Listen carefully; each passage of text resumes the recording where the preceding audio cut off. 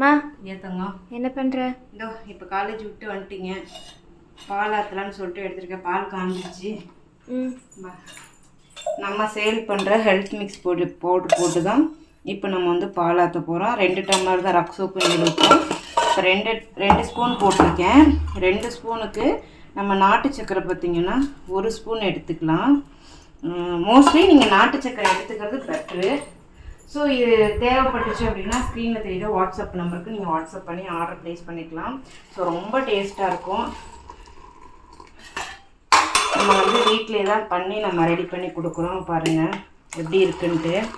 ரொம்ப டேஸ்ட்டாக நல்லா வாசமாகவும் இருக்கும். அது வாங்கி யூஸ் பண்ணிங்களுக்கு கண்டிப்பாக அதோட ரிசல்ட் நல்லாவே தெரிஞ்சிருக்கும்.